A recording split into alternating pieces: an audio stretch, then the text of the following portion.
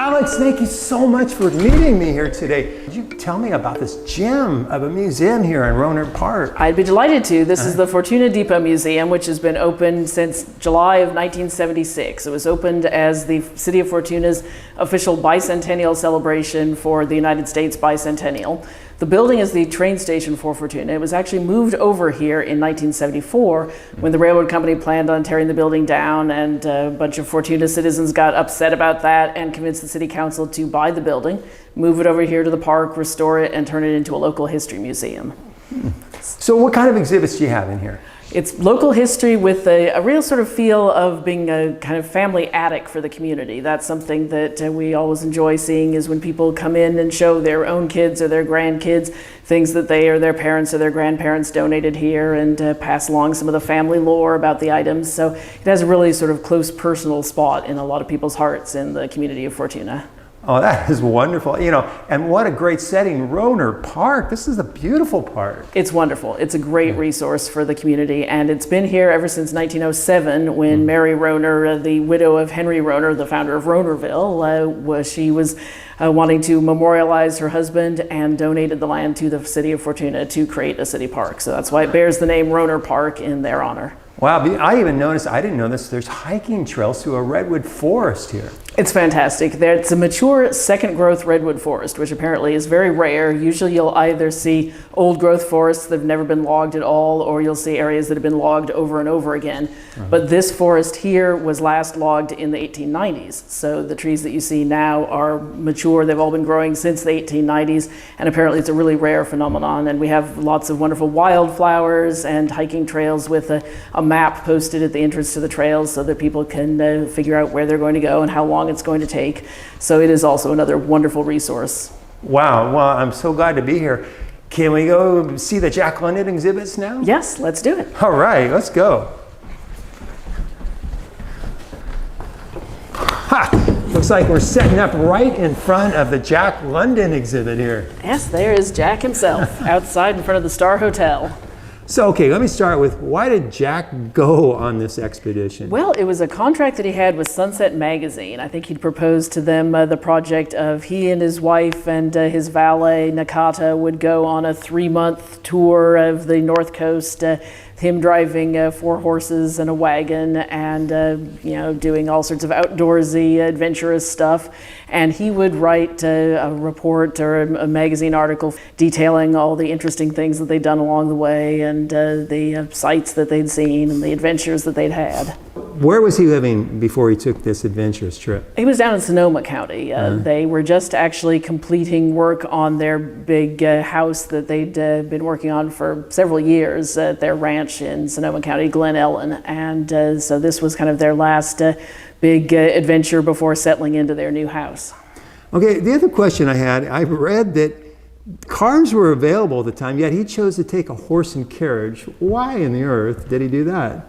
He did it to kind of to test himself, to expand, seeing what he could do, because he had a lot of background as a sailor. He and Charmin and a crew of, I think, 7 people or so had done kind of an around-the-world cruise, piloting themselves in their own yacht. And he had a lot of sailing experience, both as a famous celebrity who would go on these cruises and sell his stories based on that. But before he became famous, he actually was a professional, guy working on ships. So he had this sailing background, but he always liked to test himself, and he wanted to see if he could do this, if he could kind of move beyond his sailing background and actually deal with driving 4 horses and getting the horses to work well with him. And it was basically just trying to test himself and also do something that the magazine readers would find interesting. Yeah, because you sent me some accounts of it, and I read a lot about it. He was not familiar with working a 4-horse team, was Yeah, it? apparently he had to really do a lot of work to get used to this and be able to handle it. So that they had a kind of a trial run that they took maybe just a week or 2 away from their home, getting him used to how to deal with with the horses. Do you know about when he arrived in Humboldt? Was it in summer? Or? Yeah, it was July. They started on their trip, their 4-horse team expedition in early June, and they got to Humboldt probably about July 7th or thereabouts in 1911, and the whole trip actually took them up until early September. I think they got back home on September 6th. Okay. So they stayed in Fortuna early on in the trip, right? Well, kind of maybe a month into the trip or so, but yes, they stayed in Fortuna. And one thing that Charmian, his wife, when she was writing about this, she made it clear that he was not interested in camping, even though he was an outdoors man and into hunting and fishing and all of that. He said that he'd done enough roughing it in his early years that he wasn't interested in that anymore. So that's why the Star Hotel was their location of choice in Fortuna, because he didn't want to be out there in a tent. He wanted to have the comforts of home when they stopped off for the night, and the Star Hotel was the luxury hotel of Fortuna at the time.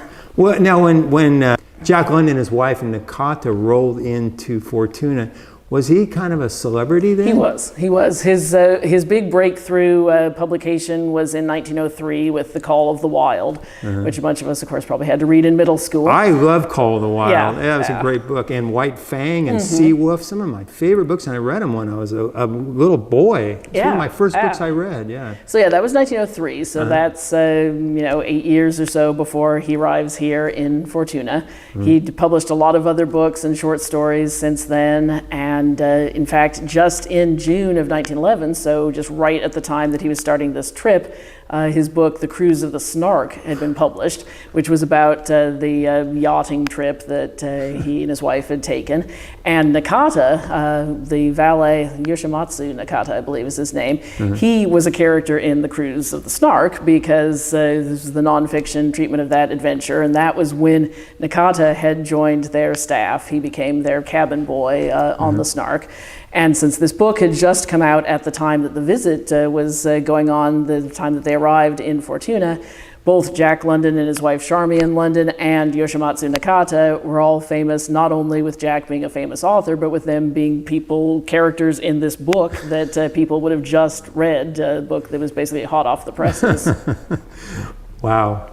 So he stayed in the Star Hotel all night, and then he got up the next morning and he left Fortuna. Yep, drove out of town. And one thing that you'll see from this expedition that they took that summer is that almost every town that they stayed in, there were people taking pictures of them posing outside wherever they had stayed. So you'll see multiple photos of Jack and Charmian and Nakata in their wagon with the 4-horse team in front of this hotel or that hotel or the house that they'd stayed in with friends there.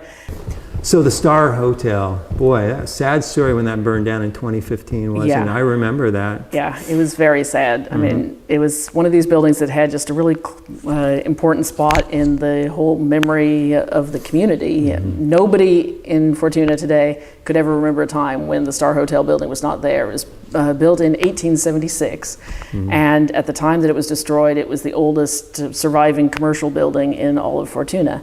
Of course, when you think of 1876, that's the centennial of the United States. That's the year that Custer was defeated at the Little Bighorn. So you think of the fact that that building had been here in Fortuna ever since that time. There may have been one or two competing hotels at the time, but certainly the Star was the high-profile one, the one where celebrity guests did stay, and also salespeople coming in from out of town, the Travelers Hotel. So yeah, it was basically the place to stay in Fortuna.